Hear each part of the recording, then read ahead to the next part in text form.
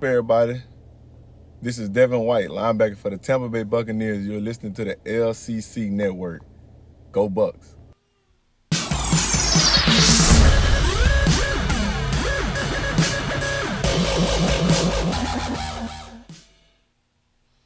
Hey everyone, welcome to the Commissioner's Clubhouse on the LCC Network, of course, for week 9 of 2021.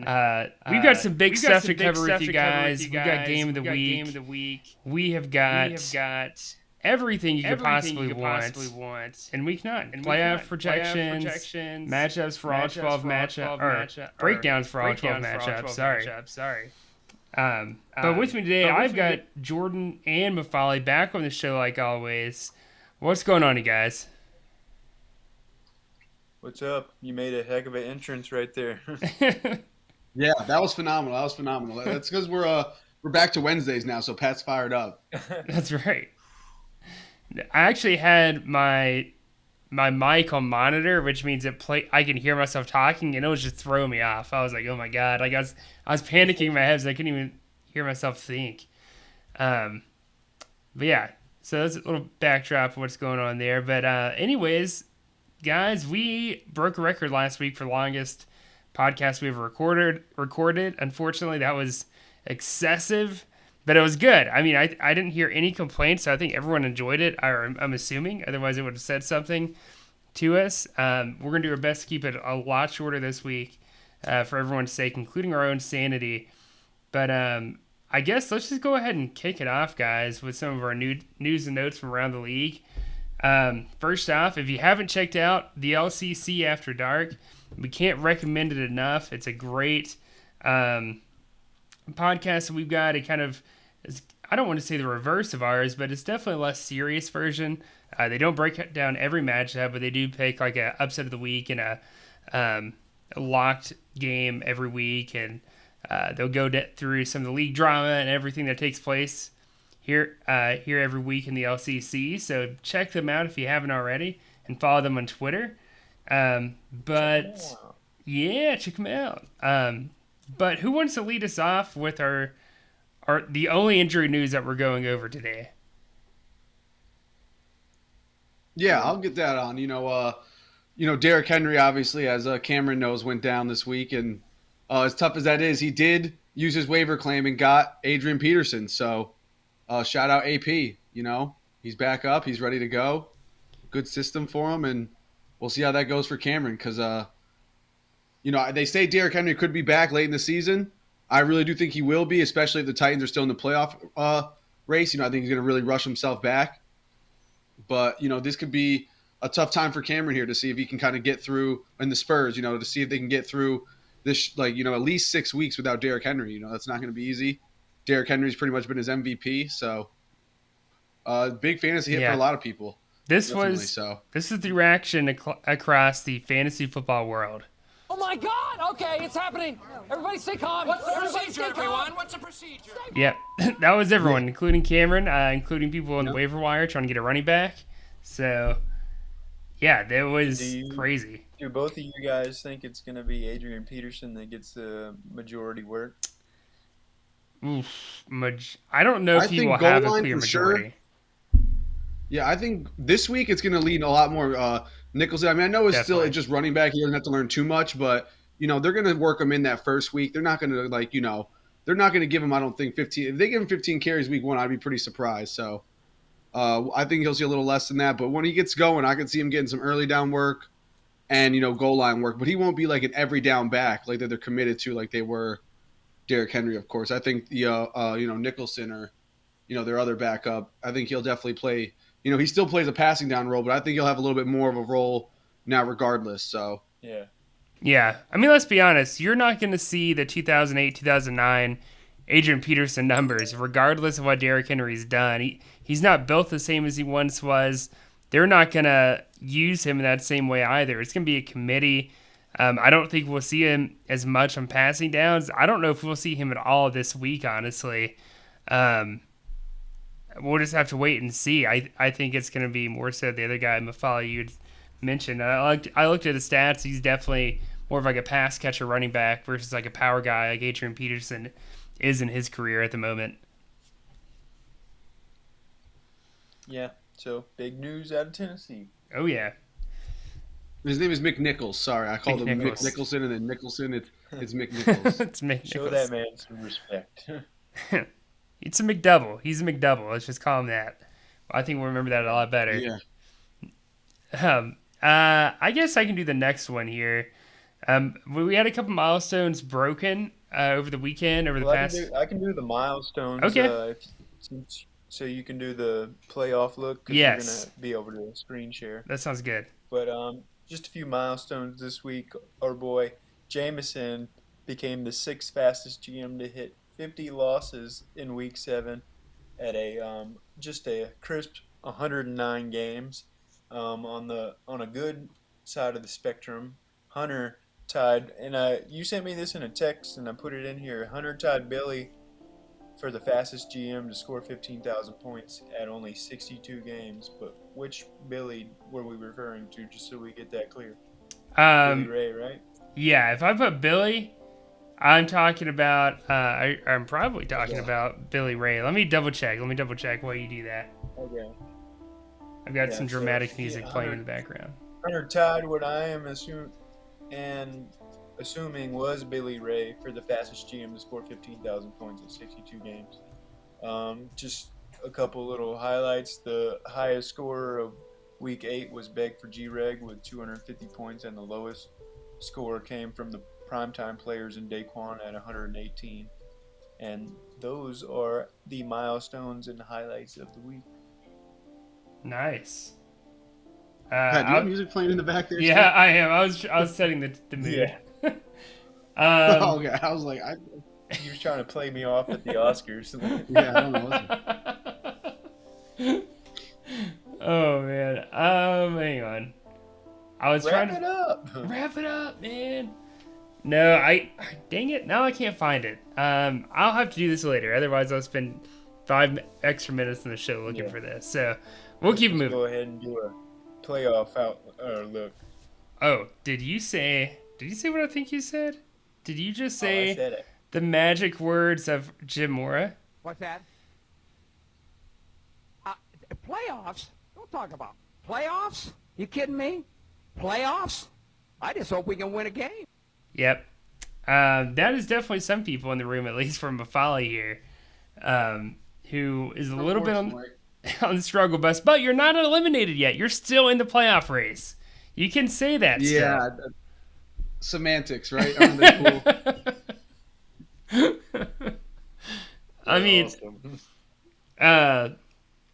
here's the deal, though. Actually, none of us had talked about this. I mean, this is something we voted on last year, and it won. Like we haven't talked about this at all, but I don't know if anyone remembers us voting on the essential, like replacing the bowl games with the consolation bracket for the developmental draft, which is only like the 12 teams that miss the playoffs. So even if you don't make the playoffs, I guess you still have that to look forward to. Yeah, for sure. I guess that's a little light at the end of the tunnel, in a sense. And we can talk more about that too. I think there's probably a couple of things we still need to iron out with that as a league, if we're serious about making that happen this year, because we voted on it and it won. So obviously we need to do something with it. It just got put in the back burner. But anyways, I'm getting off topic here. Let me share my screen with all of the boys and girls of the world who are listening to this podcast right now. And here we go. Oh, man, I'm zoomed in too much. Hang on. Let me try this one. Nope. Hang on. Let me try. There it is. Okay, here we go. So as you can see here on the screen, everyone, we're looking at Conference A. The number 1 seed, if the season ended today, would be Beg for G-Reg. And it's not because of divisional record. I mentioned this in our group chat, or league group chat. I guess if you're not in the league, you wouldn't have known that. But Jordan and I, or really, I was the only one who thought this. Jordan was right. I was wrong. I thought the divisional record would come into play for both divisional ties and non-divisional ties. But according to the website, it's only for divisional ties. The divisional record matters. It then goes to conference record if someone's tied in head-to-head and win percentage, and then it moves on to points for and so on. So that's how Beck for G-Reg has this, is actually from points for. It's like, what, the fourth tiebreaker or something? So pretty crazy it came down to that. Third seed is the Hash Slinging Slashers. This conference is stacked. I mean, your top 3 seeds have a combined 4 losses for the entire year. That is nuts. That's crazy. And then our third seed here is fourth seed is Detroit Bad Boys, 6-2. They have a conference record of 4-1, and they only trail their division by 1 full game. And then you've got the fifth seed of Mr. 300, who's also 6-2, and the sixth seed is 5-3. And at one point, remember guys, Peyton was talking about like giving up for the year because he lost 2 straight, and now he's technically in the playoffs. If it ended today, he'd be like, what is that, like 2 games behind in his division. He has the 6th seed just based on a tiebreaker versus Hunter.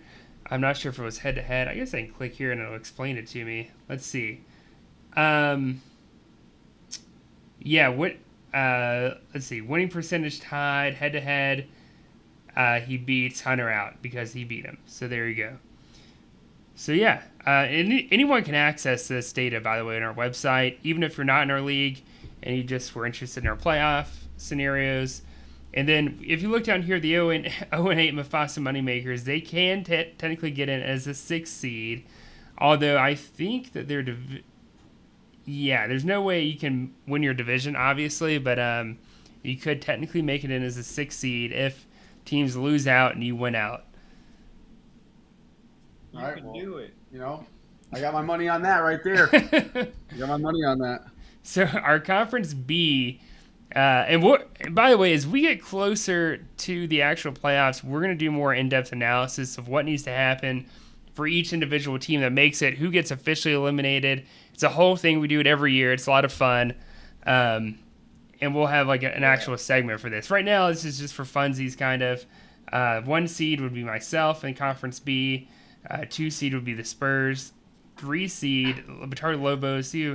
Honestly, the team is good. It's just tough matchups, man. We talked about it last week. Fantasies, there's a piece of this about luck. I saw someone tweet that they thought, not in our league, just someone random on Twitter, tweeted that they thought 100% of fantasy was luck. And I was like, I wouldn't say 100%, but at least probably like 50% is luck, honestly. But anyways. If you play head-to-head. Yeah, in head-to-head, yeah. For sure. In head-to-head, yeah. There's definitely luck involved. And then Batard Lobos, the 3 seed, at 3-5, like we talked about. All of their wins are within their division. As we all know, their division is pretty weak.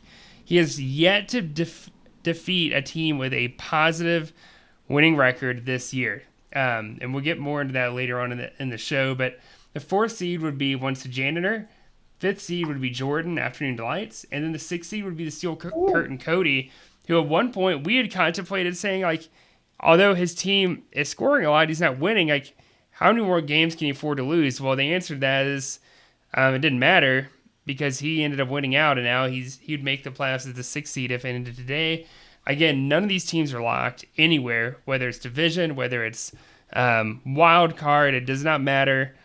No one here is guaranteed a playoff spot this early on in the year, even though we are, what is this, like 2/3 the way into the season, the regular season for our fantasy league. So, everyone you see here is technically still in it, which is exciting. I think we'll start seeing eliminations probably next week.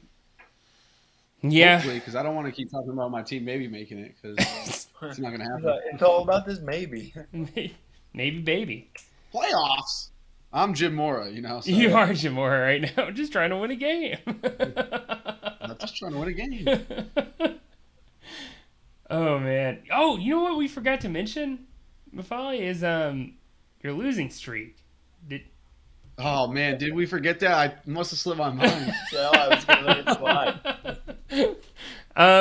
I'm trying to see. I think you broke the record for second longest, but it's definitely not I did. the longest. I think I'm at 10 right now, I want to say, but you can confirm that, I guess.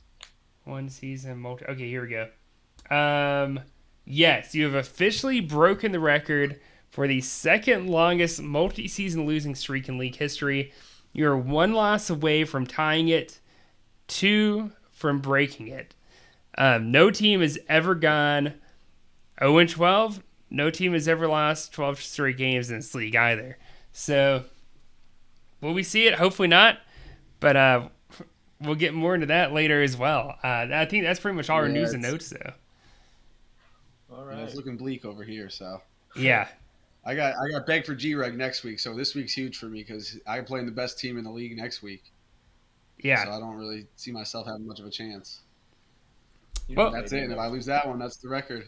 Let me ask you this. Would you rather be in your situation or be like, let's look at Jameson last year. He goes 12-0 and gets beat in his first game of the playoffs.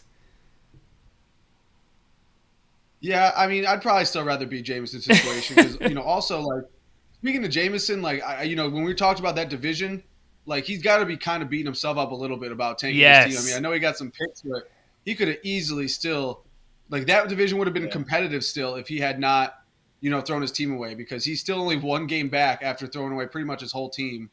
Yeah. So he could easily be winning this division. And he's not the lowest scoring team in that division either. Yeah, no, he's not. So he actually It was very surprising at the time, and now I think it looks a little bit worse just because of the fact that he could easily be winning this division right now if he had just, just stayed shipping. Then that's fantasy. Sometimes you go 12-0 and lose out. Sometimes you go 0-4 and win out.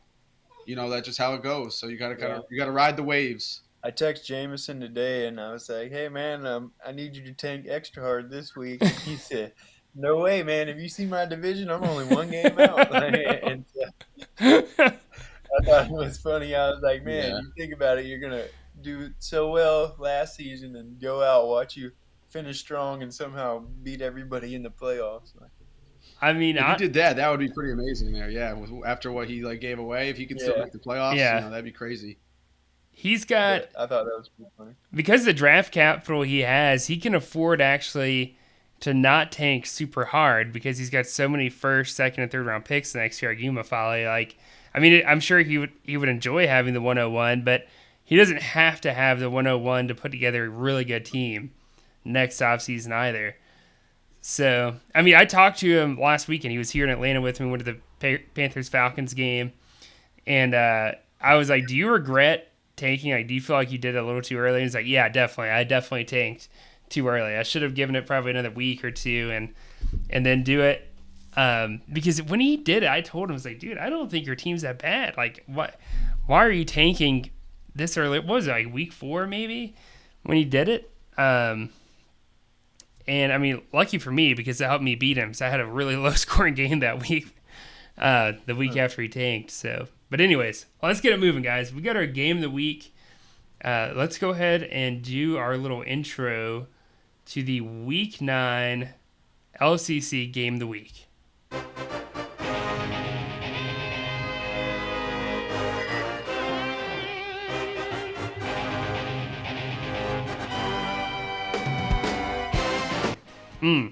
Some Madden 05 intro music. We got the Hassling Slashers. Oh, almost missed that sound drop again. The Hash-slinging Slasher! Going against Beg for G-Reg. Hash-slinging Slasher 6-2, as you can see on your screen. Beg for G-Reg 7-1. Two dominant teams. This is 100% going to decide seeding, maybe even who gets a playoff berth. Technically, we've never had a team miss the playoffs with 7 wins, but we've also never had a 13-week regular season, so that changes the ball game a little bit. Neither team wants to start a crazy losing streak here. Neither team, wants to give up possibly a first seed. And also, these teams are pretty close together with their divisional rivals, so this loss could put them at second place potentially, depending on how things go later in the year. So it's a must-win. This is a big game. We're in the later half of the year. We only have one more week after this of non-divisional matchups, which means every single game now is heightened in terms of the importance. But we can run through some quick fun facts from Week 9's LCC Game of the Week. They've never played each other, so obviously they're 0-0. Beg for G-Reg has never won 5 straight. before. Currently on a 4-game winning streak. So if he wins this week, he'll break his personal record. And this time last year, the Hashling Slashers were 3-5 and are now 6-2. So literally doing almost,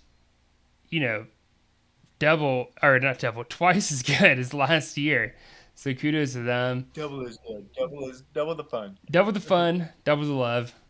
BP is currently tied for the 20th most career wins and third highest winning percentage in LCC history, with a minimum of 24 games played. Hashling Slashers have set a record in 2019 for the third most points scored in a loss. He scored 339 to buck your mother in week 1 and lost the game. Because I want to say that was the week Isaac shattered the record for most points scored in a single game.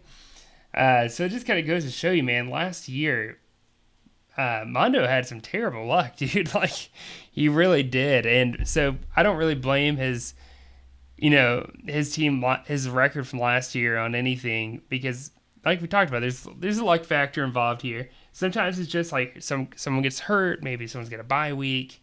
Who knows? Crazy stuff happens in sports. So those are your week 9 fun facts of our game of the week. And I guess we can start off by breaking down big for G-Reg's team BPs.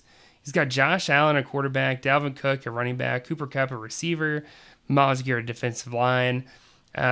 This is earlier today. I don't know if he's made any transactions, but he did have Aziz out, Shair at linebacker, and he had Buda Baker, a defensive back, and Logan Ryan, who's also a defensive back, and his flex.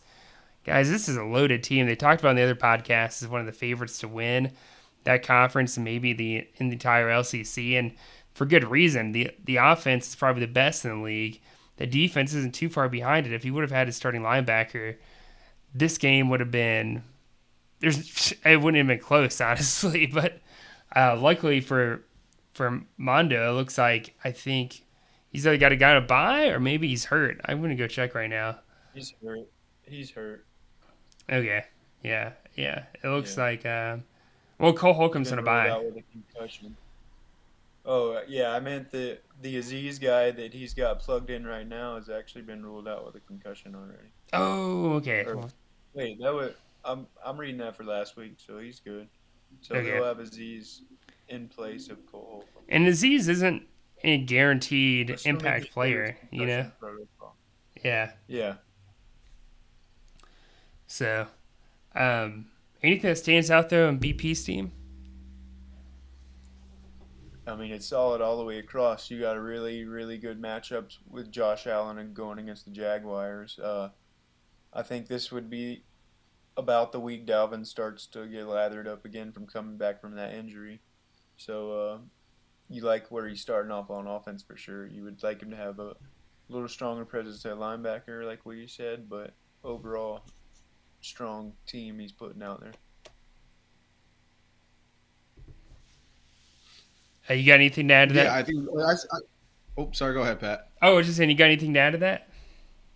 Yeah, no, I mean, you kind of heard me say just a minute ago where I said next week I play the best team in the league. So that's how I feel about, Beck for G-Reg. His team is absolutely loaded. I mean, he gave up a lot of capital for it, but in the end, like we were talking about earlier with Jameson, he benefited big time. He got Josh Allen, which was huge for him. I don't really think he had a great quarterback before that, and that's kind of what he was really struggling with. And there's a few teams, like, I know a couple of the other, like, top competitors right now that maybe we'll talk about later. Some of them don't have consistent quarterbacks, and that's huge in this league, especially with a guy like Josh Allen who, will average 50 points a game. That's a lot.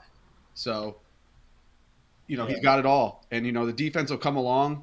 Defense is kind of hit or miss more than anything, but offense is where you get your consistency from, and he has it. So, and he's got his handcuff, too, for Dalvin Cook. So he has to feel pretty comfortable about that. Yeah, I'm sure he does. That's the only thing I could see. Other than than injury, I don't really see anything else really slowing his team down. I agree. All right, He's just going to have an off week in the playoffs. Basically, yeah.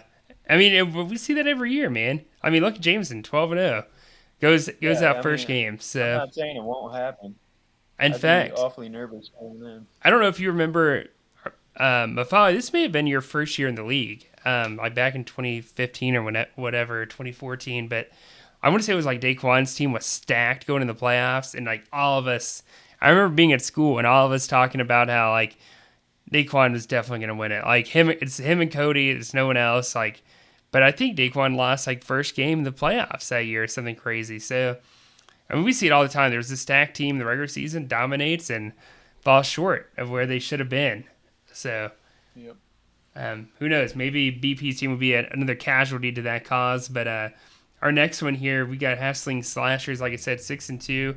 He's got Lamar Jackson, a quarterback. And guys, if I told you that Lamar Jackson only once in his entire career has cracked the top 100 single game scores of all time, would you believe that? Does that sound like fake news?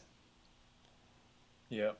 Fake news. Yeah, pretty much. Well, it's not. It's real. He's only done it once. And that's crazy to imagine. Like Lamar Jackson's so explosive, and he's such a big play guy, big high performance guy, especially with the rushing yards. But the one time he did it was this year, week 5. He scored 81 points, which tied for the 20th. Tied for the 19th most points scored in a single game by a player, which is remarkable. To put that in perspective, number 100 scored 69 points.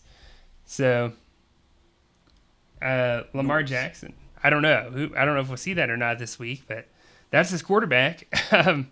Running back, he's got Darrell Henderson.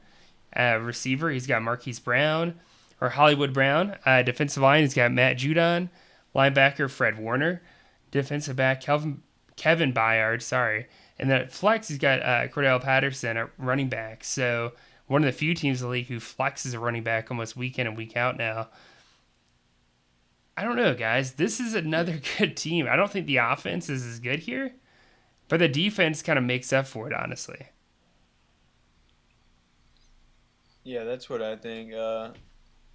Like you said, starting off with Lamar Jackson, you're at least always going to have a chance in a game just off of him doing something wild. I would assume more so, but with that stat you just said, maybe not. But he's got the 2 running backs going. That could be risky. I do love his defense. I think Matt Judon can have a huge game against Carolina's sorry offensive line. Fred Warner should be all over the field trying to stop Kyler in that offense. And Byard should have to help slow down that pass game at LA. It's just, the offense is where I'm worried. I don't know how consistent those backs are going to be, and I might consider starting Justin Jefferson over Marquise Brown, but I know Mondo's a Raven guy, so he might know something that I know. Yeah, Mondo's probably just all hyped about his corners. You know how Ravens fans are. They think they have the best secondary in the world, but Yeah. they're a little hit or miss in my opinion. I mean, they are solid, but they're hit or miss to me. I would definitely still start Justin Jefferson, but yeah, I think he's gonna. I don't think he's gonna switch off that, especially since they're playing each other.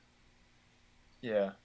But I agree with the 2 running backs too. They could be a little bit more hit or miss, but Patterson seems to have found himself a role, like a real role now in like multiple situations. Mike Davis has kind of been faded out somewhat, and Henderson's been super consistent all year.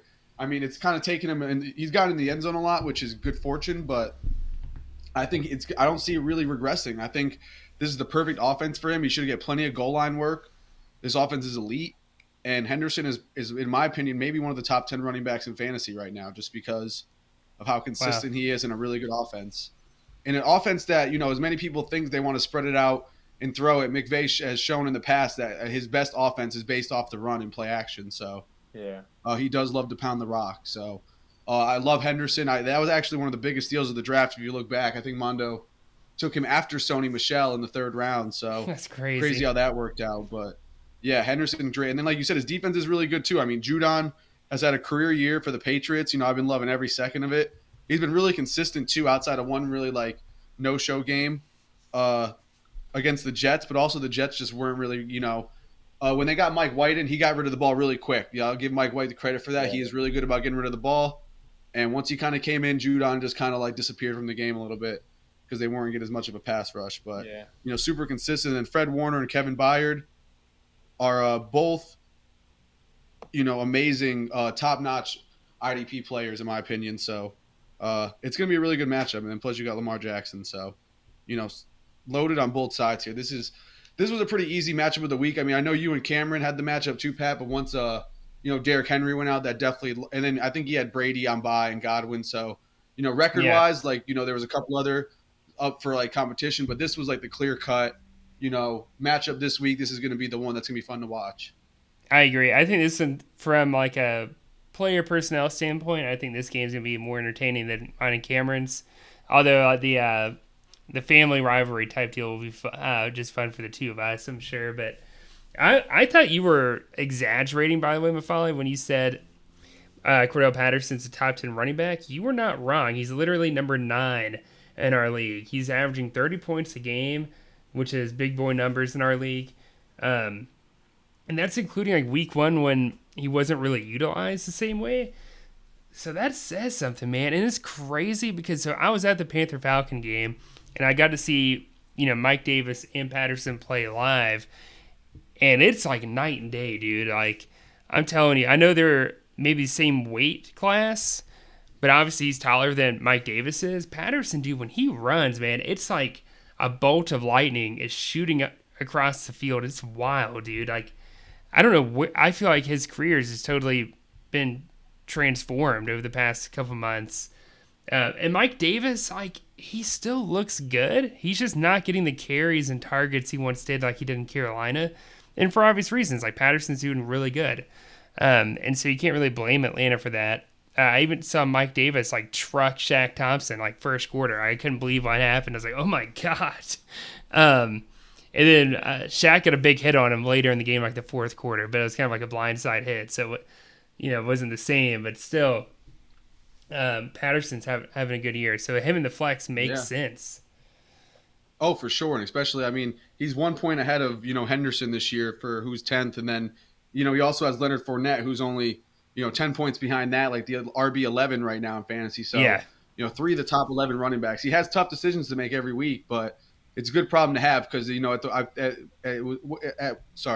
at what is easily the most important position in the LCC running back, he has the most depth. I was really surprised that he didn't make a deal at the deadline, but I was too, man. Came up and yeah, because that's like I said, like that's the one position you want to have depth at. Whether you either if you have a team where there's a clear cut handcuff, you get them, but otherwise you should try to maybe load up on other talent from other teams. Like I know you, Pat, wanted Mark Ingram because he's a pretty clear cut. Like if Kamara gets hurt, Ingram's the guy.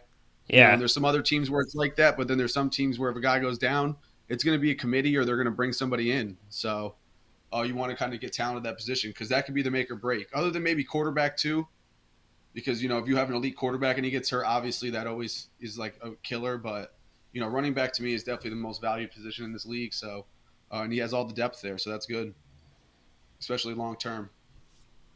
All right. So who you guys taking in this matchup?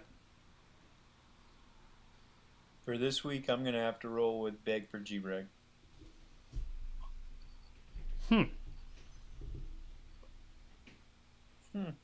Yeah, I'm going to go – sorry, I was looking at it again. I'm going to go with hash slinging slashers here, man. I got to see my boy Mondo get it done here. I mean, I want to see Beg for G-Reg take a loss too. I mean, he's kind of been rolling through everybody, and I want him to be on a loss next week when he plays me, so he can be really motivated to just kick my ass and continue this push for the whatever you want to call it, the record for losing streak.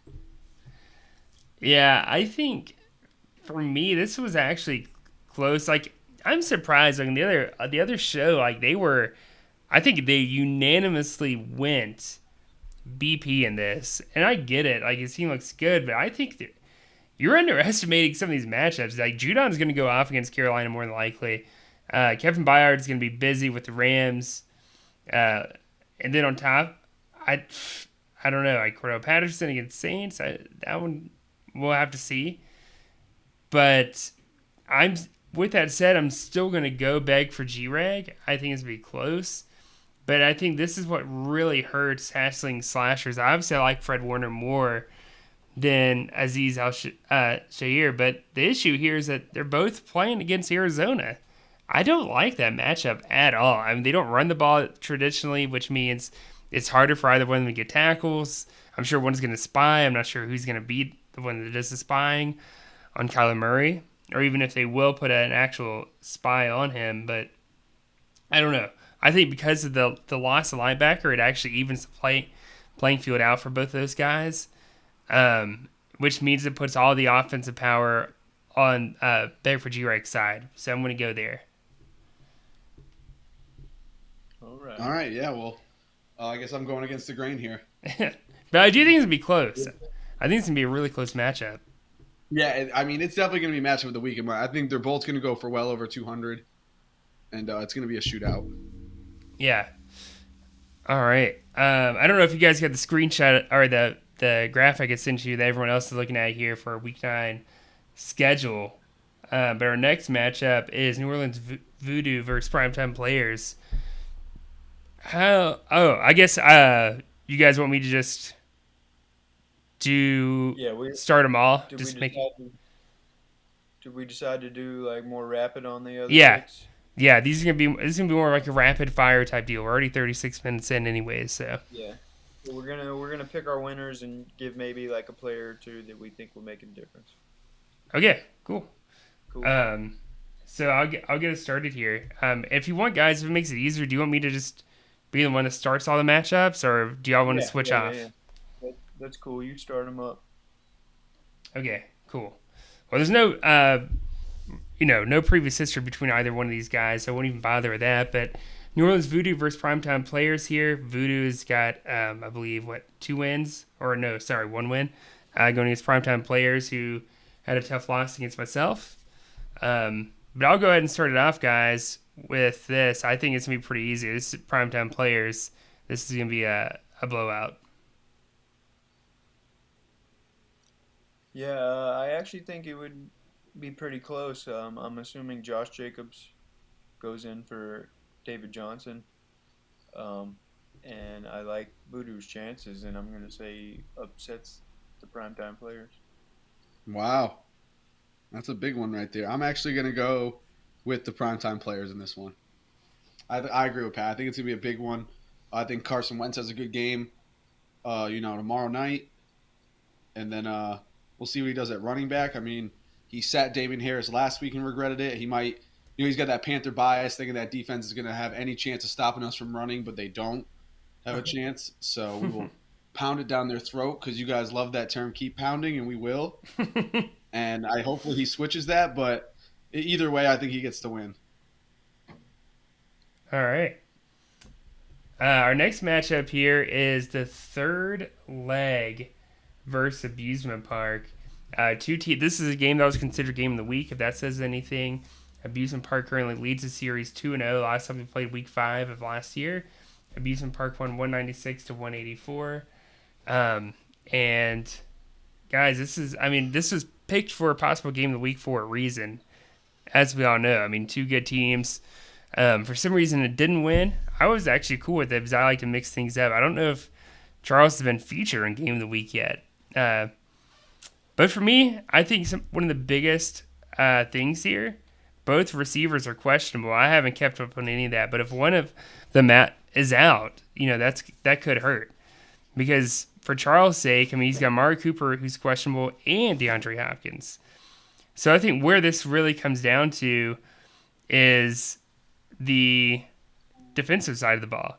Eric Hendricks, great year, tough matchup though.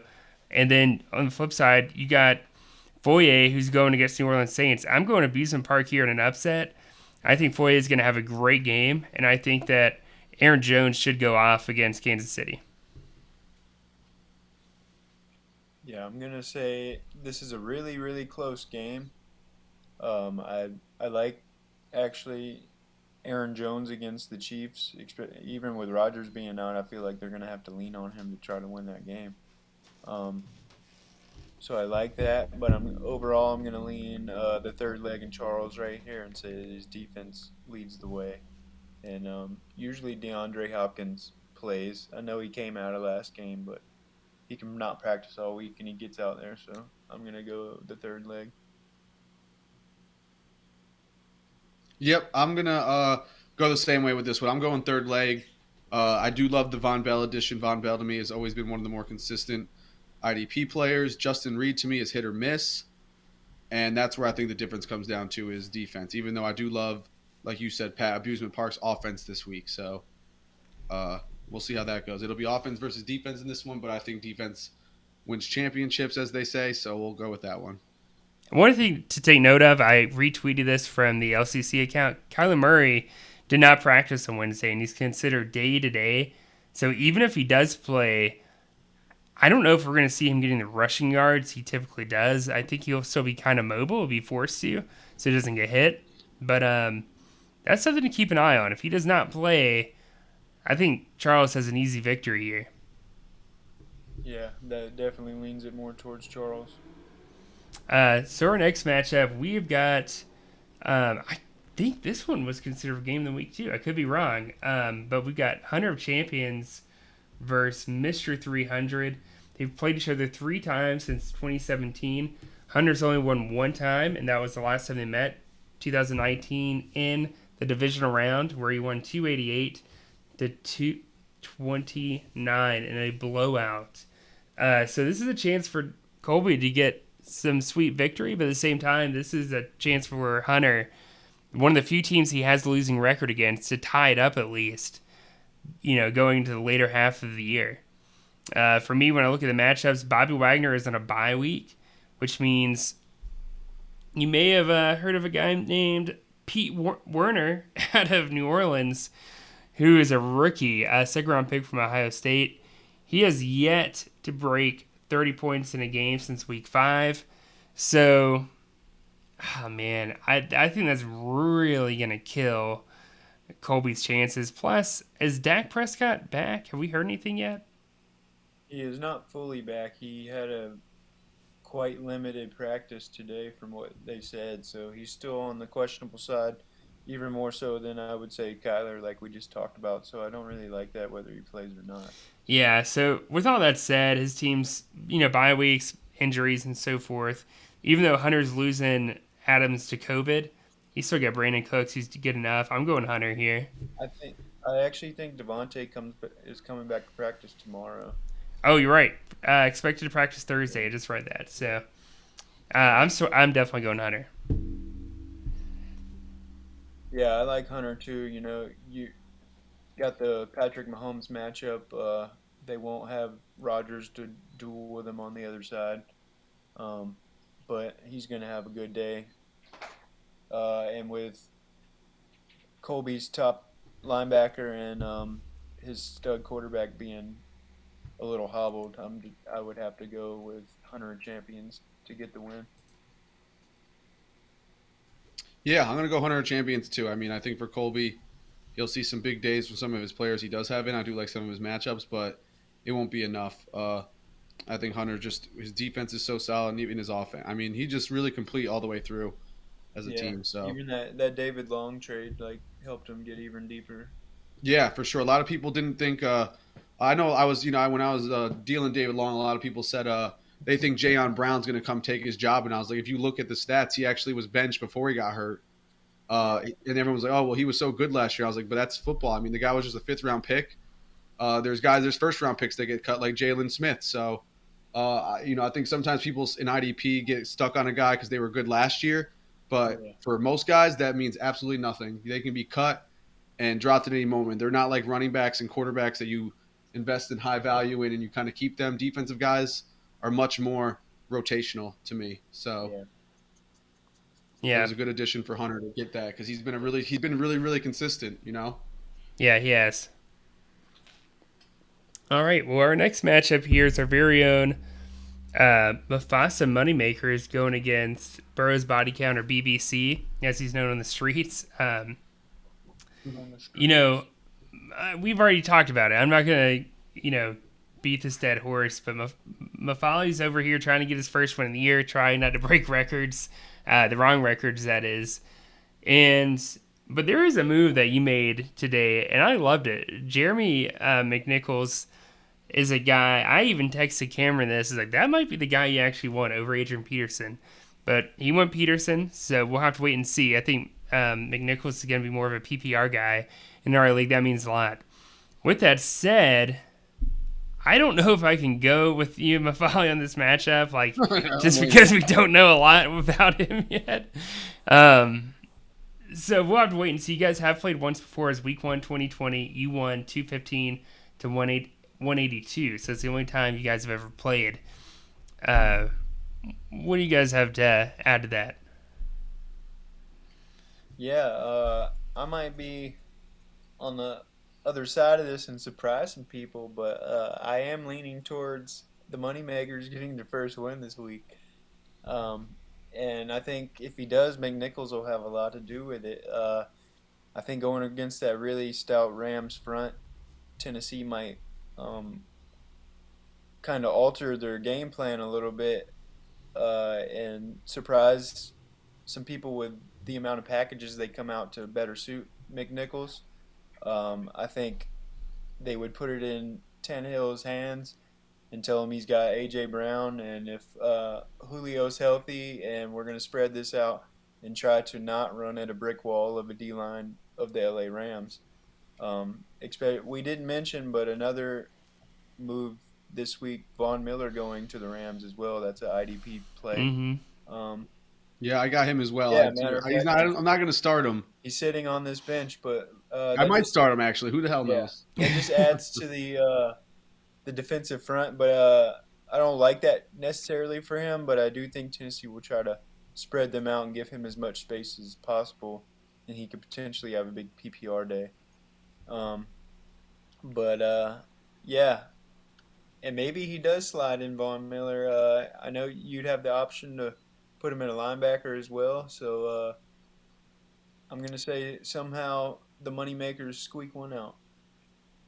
Nice. Yeah, I mean, as much as I want to say myself, because I do have a hope. My biggest chance is if, the 49ers stuff the running game for the Cardinals because he goes double Cardinals running backs. Yeah. But that's a double-edged sword for him. Yeah, exactly. And then I would need Byron Murphy to have one of his like lower scoring games this week, which could happen. The 49ers aren't too pass happy. So that's my only chance, but I think either way, his team is so consistent. Burrow and Chase, it's such a great stack. Those two are amazing. He got a really great deal for Chase, and that's just been an awesome move for him. Probably Reddick in the league. Yeah, exactly. I mean, I've said it on Twitter on my team page a few times that Jamar Chase just got passed around like some leftovers out here in the league for a while. So, and not even Thanksgiving leftovers. It wasn't even like he was Thanksgiving leftovers. It's like It's like he was just regular holiday leftovers, I guess. And then Reddick and Bolton are both really consistent too. So, his defense is just so good. I'm going to have to give him the slight advantage in this one, unfortunately. So, hopefully I keep it close and make it interesting. But I think his defense and then that consistency of his stack is what kind of puts him over the top. All right. Now let's get on to our next matchup here. Jiu-Jitsu Jesus versus Detroit Bad Boys. Now, Billy's been here in the league since 2016.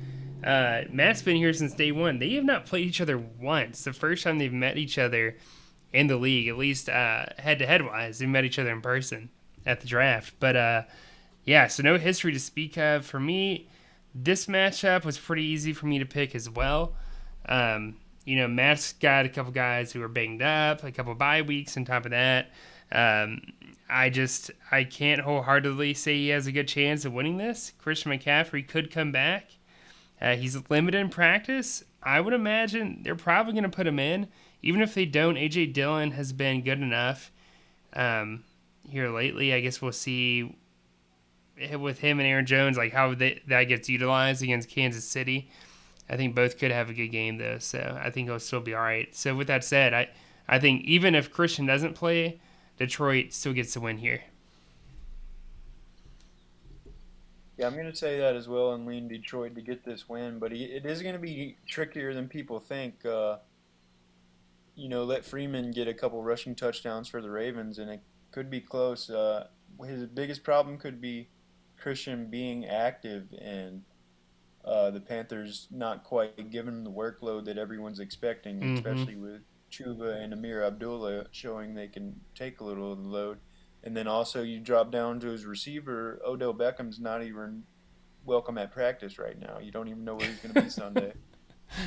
So that's that's potentially one guy that plays and doesn't get quite the touches that he's expecting, and one guy that he's going to have to replace already.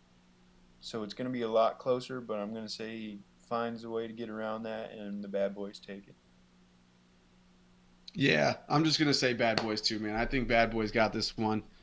Yeah, you guys pretty much covered it all. I agree, Bad Boys. So Yeah. in a sweep. All right, cool. Let's get on to our next matchup.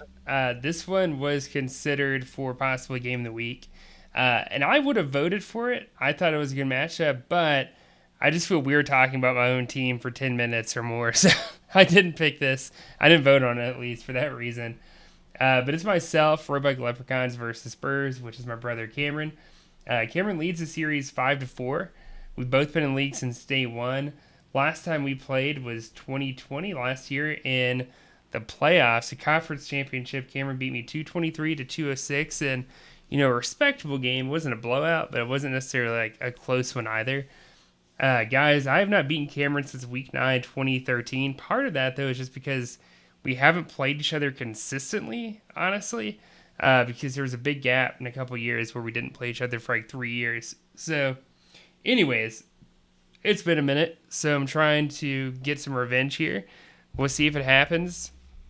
Both of our teams are coming in here without a couple of our main guys. I've lost 2 of my starting receivers, which blows. Chase Young and Jordan Brooks, all valuable assets to my team. Cameron's lost arguably some even greater assets with Tom Brady, Chris Godwin, and Derrick Henry, as we all know, who's on IR. And he's coming in here with kind of, half of his lineup is like former backups. So for me, I'm going to pick myself, although I don't want to jinx it. But yeah, I think I'm going to pick myself here. Hopefully I can get the dub. Go ahead and take the word arguably out of that statement on who had the worst injuries. He by far Yeah, had he the did. worst time. He did. He's dealing with missing Aaron Rodgers from COVID and King Henry, the best running back this league's seen in the last 3 seasons. Yeah, I'm going to take you, and if Cameron beats you, he deserves to shit talk you all week on Discord. He does. I'll give him that. Yeah, I'm gonna go for you. I'm just gonna go with you on this one, Pat. I mean, it's gonna be a close one, like you said. You guys have both lost so many pieces, but just for the sake of Cameron not being able to talk shit on Twitter, I'm gonna go with you. And you mentioned being without both your wide receivers. I feel like you did pick up the top receiver on the waiver wire. I wanted him myself, so Yeah. you might have potentially made an upgrade right there. Maybe. Until it starts targeting him seriously. Yeah. And we'll see. I don't even know if Calvin Ridley is honestly going to return this year. Yeah. So that's a little alarming. He's going to just remain in my IR until otherwise. But, yeah, that's our matchup. Another fun fact, Adrian Peterson has not broken 30 points since Week 15, 2019. So it's pushing 2 years now since he's had an explosive game. I'm hoping I don't see it. But, I mean, I will say it'd be kind of cool if Adrian Peterson, at his age, does remarkably well against the LA Rams. I feel like he will go over that this season, just not this week. Yeah, I think it's going to take some time to get him in the playbook. Yeah. Mm-hmm. Exactly. And just to get him back going, game speed's different than working out. So he's going to definitely want to get, I know he's getting practice reps, but I think, he'll get some touches. But I don't see him getting, like I was saying earlier before we started, I don't see him getting 15 carries this week. I see him maybe at most getting like 10 touches total. Yeah. Even though he's not going to really get any passing game work, but I can see maybe 10 touches at the most, and that's really even stretching it still. Yeah. They're in it for the long term with him. They didn't sign him so they can come out and beat the Rams on Sunday Night Football. They did it so that they can, long play, get through this stretch and try to still be in the playoff race and get Derrick Henry back. So, and like Jordan said, it's just not a great matchup for him either. I mean, what are you going to do? Say, Adrian Peterson, welcome to your first game back. I want you to go run smack into Aaron Donald. How does that sound, Yeah. I'd probably avoid that week 1.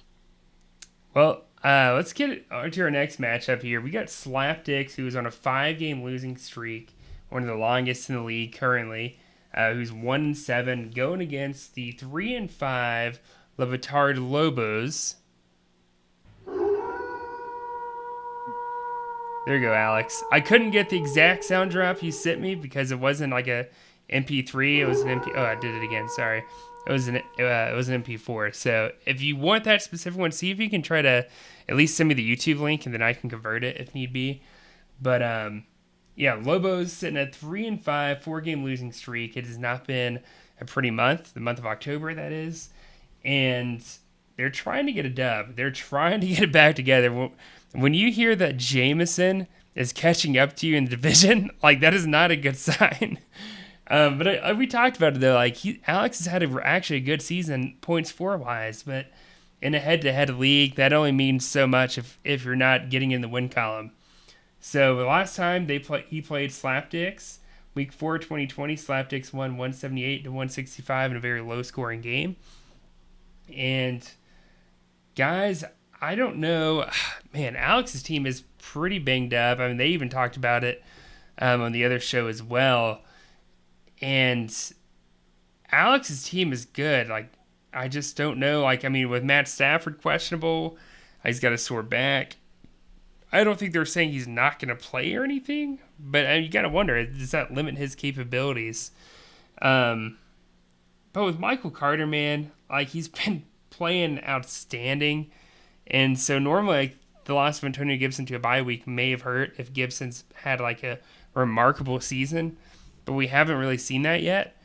And Slapdicks just hasn't done enough to really be outstanding in any way. So I've got to go Lobos here. I think he gets things right. He's 4-5 going into next week, and that hopefully can build some momentum for this team. Yeah, I'm also going to go Lobos, and I'll say he hitches his wagon to Michael Carter. I like that you talked about him. He's actually coming on, and he looks like he's going to be a hit at running back. So, yeah, hopefully for Lobos' sake, Michael Carter keeps it trucking.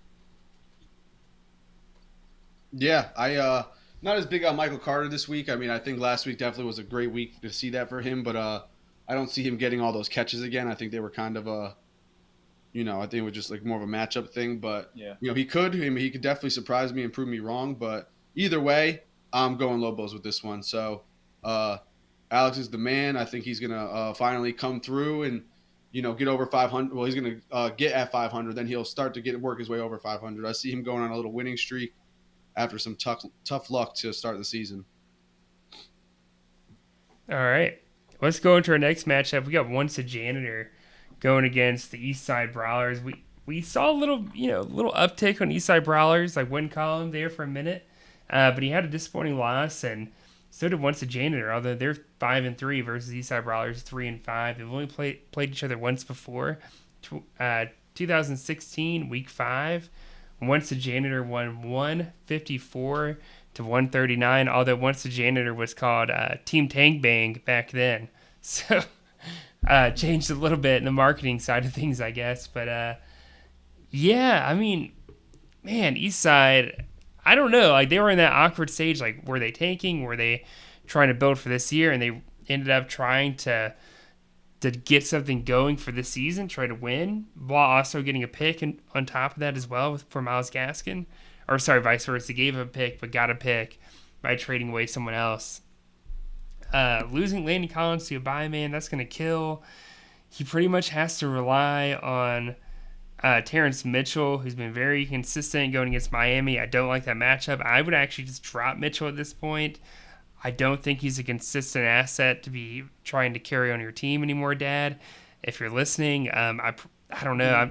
I'd probably consider dropping him and getting someone else, maybe just with a better matchup.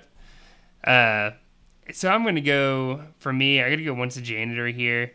Although they had a disappointing loss, they started the wrong quarterback. I think he gets enough now that he's got Derek Carr back to get a victory here.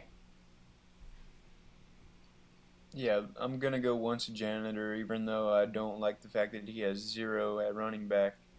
But I don't think Sam Darnold's going to play. for the Brawlers. And even if he did, I don't like his odds against the New England defense. So I'm going to say once Janitor takes it. Yeah, I'm gonna go the opposite way here. I'm actually a little bit disappointed once the Janitor.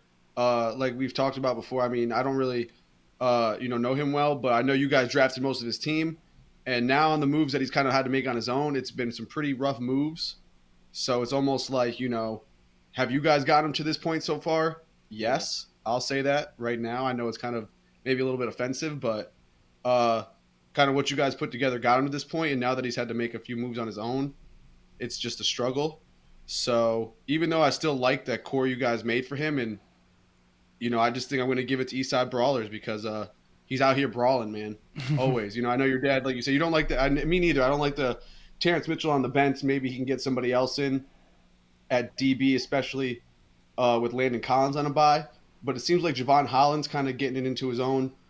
Getting into his own out there in Miami. So that's a good sign for him, especially because I know your dad took him in the rookie draft. So, that's always nice for. And your dad really is not looking to compete this year. I know me and him made a trade right before the deadline, and we were talking about it. He's not really looking to compete, but he'll try to take wins where he can get them. And he was really just looking to add good keeper pieces when he made those trades. But I still like his team. It's going to be a tough one for AJ Brown, but I'm going to go Eastside Brawlers. All right. Cool. We got like 3 more matchups, guys. We've got Steel Curtain versus bringing Rexy back here next. No history between these guys. Does CJ and Cody know each other in real life or no? Yes. Okay. Most definitely. Cool. I think I met CJ through Cody, maybe. I don't know. Yeah, CJ was a friend of one of our fraternity brothers, and he was just really cool. I mean, he just CJ. If you ever met him, he just stands out. He's just a really funny guy and really cool. So shout out CJ. CJ, yeah. Shout out CJ. CJ, yeah. And we just kind of stayed in touch. He stayed in touch with everybody. He was so cool. Everybody stayed in touch with him, even because he's from Charleston. So I've only met him a handful of times in real life, but we stay in touch on Twitter or other things. So he's a great Twitter personality as well. He is. Great tweets. I follow him at least through the LCC account. I don't know if I follow him with my personal account or not. Maybe I do. If not, I'll definitely add him. But hopefully I get to meet CJ at next year's draft. I think that'd be cool.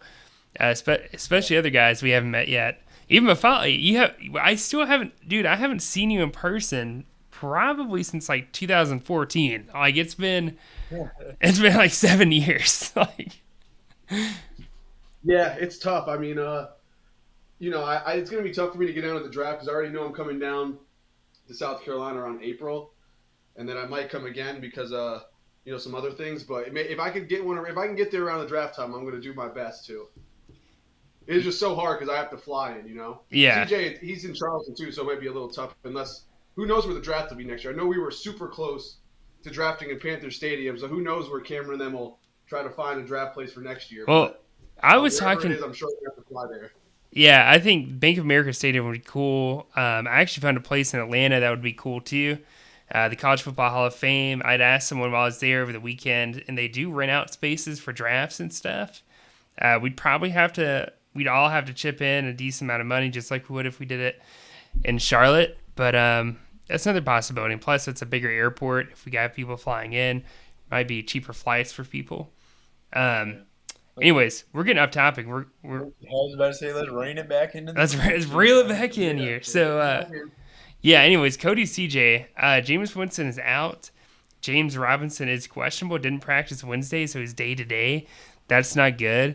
He does have Tony Pollard though. CJ does. Although we haven't seen an explosive game since really like week 5, so it's really been a minute.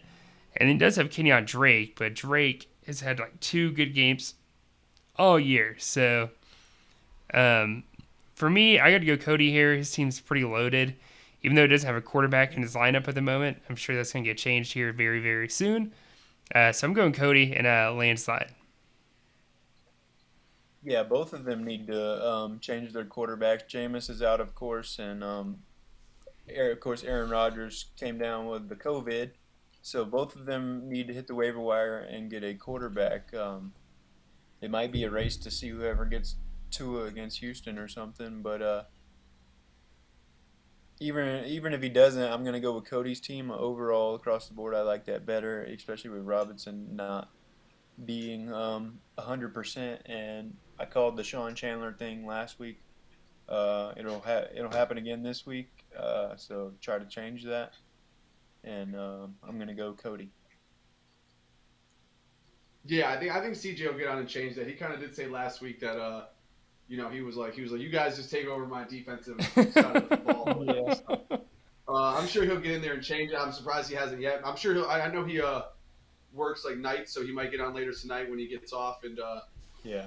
go check that and go do some stuff. And I'm sure he'll be listening now because last week I called him out for not listening, and if he had, he would have taken out Sean Chandler. Not that it mattered. He beat me anyway. So Yeah. but either way, I'm going to go with Steel Curtain this one. I think I don't know who Cody's going to get a quarterback. Doesn't really matter. Rest of his team's so good. I'm not as big on Quincy Williams. I mean, I know he had those 3 great games, but now his last 2 have just been like total duds. So no idea what's up with him. So I don't know if he's going to take him out of the lineup, maybe throw in somebody else. But either way, I'm going to go with Steel Curtain. Yeah. All right. Moving on. Moving on. We got our very own Jordan Floyd in this matchup for the Afternoon Delights. Going up against the Give Me More, Jameson's team, coming off a big win against John.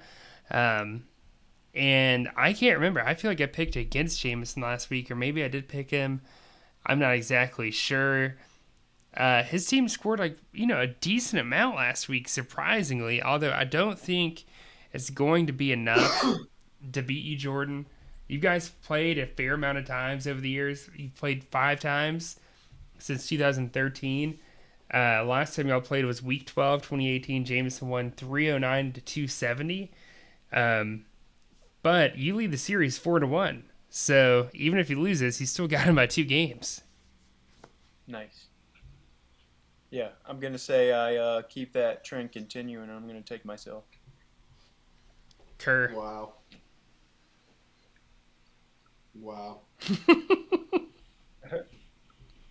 Yeah, I'm gonna have to go with you anyways, though. Oh man! All right, so we get our last match. That was a short one. That was a short and sweet one. Last matchup here: Step Bros Fantasy Company versus 2 Girls 1 Cup. Step Bros Fantasy Company is 4-4. Was only trailing me by 2 games in our division, but now it's back 3 and currently kind of tied with Jordan, but has a tiebreaker because he beat you, Jordan.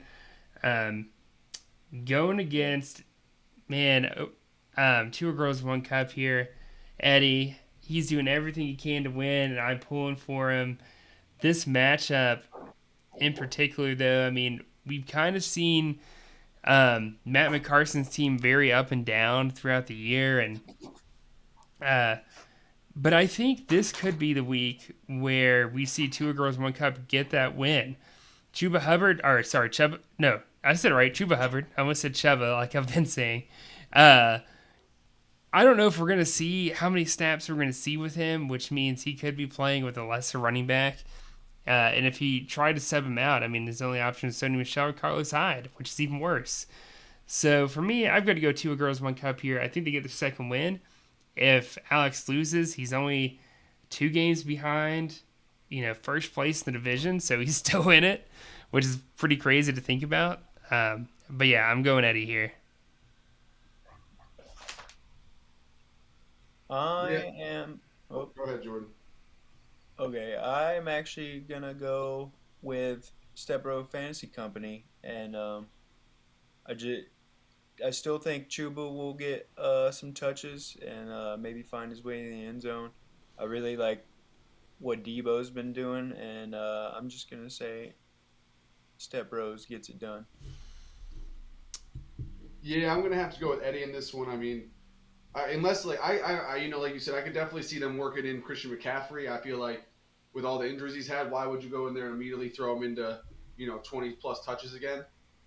But who knows? Maybe he'll demand it. I know he really wants it. But either way, if you guys are the 7th seed, maybe still competing for playoffs. We got to play the long game. So I can see that. But either way, I like Eddie's matchup. I just think good matchup for Mixon this week. Cousins goes off, and his defense has a good week as well. All right. Cool. And we are done. We are. Nice. That is it for our week 9 wrap up, guys. We will see you guys in week 10 or for our very final game that doesn't involve divisional matchups. It'll be conference matchups. It's still important, but it's about to get crazy. Trade deadline's over, so it's like if you want to add a piece, you've got to do it through waivers, and like it or not, that is your only way of acquiring decent talent now. So best of luck to all 24 teams, except Cameron. No, I'm just kidding. But yeah, we'll catch you guys next week, unless you guys have something to add. I'm all good. Yeah, all good here. All right, guys. Good luck. Good luck to everyone. We'll see y'all next week.